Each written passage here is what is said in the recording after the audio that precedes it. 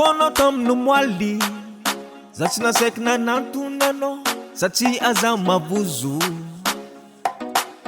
hiabila soa sady soa fanahy manaja olo tsy matiko lolo ta zakonao tamin'ny moaly za tsy nasaiky nijerianao satria aza mavozo hiatiliza tsara sora tsara fanahy makarakara mety amina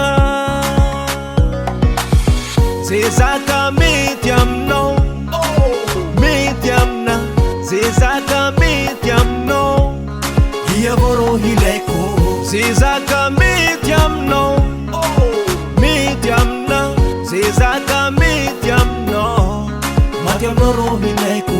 Quand je t'ai vu la première fois, mon ange dans mon quartier, mon cœur et mon âme bloqués, sans oxygène, sans respirer. Même si on est différents, soit de famille, ça ne posait pas de problème. Quand je t'ai vu la dernière fois, Lady c'est mon voisin. Mon esprit, mon corps troublé, troublé de peur, mes émotions calées. Même je n'arrive pas pour tous les mots secrets.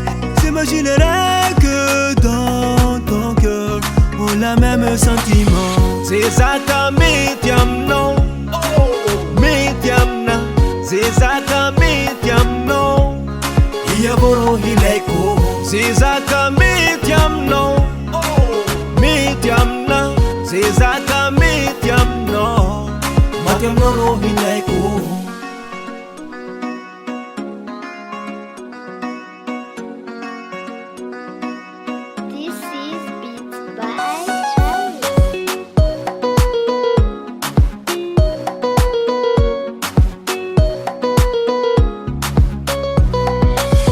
Ze zaka mety aminao mety amina ze zaka mety aminao hiavoro hilaiko ze zaka mety aminao mety amina ze zaka mety aminao maty aminao hilaiko ze zaka mety aminao mety amina ze zaka mety aminao hiavoro hilaiko ze zaka mety aminao mety amina ze zaka mety aminao maty aminao hilaiko.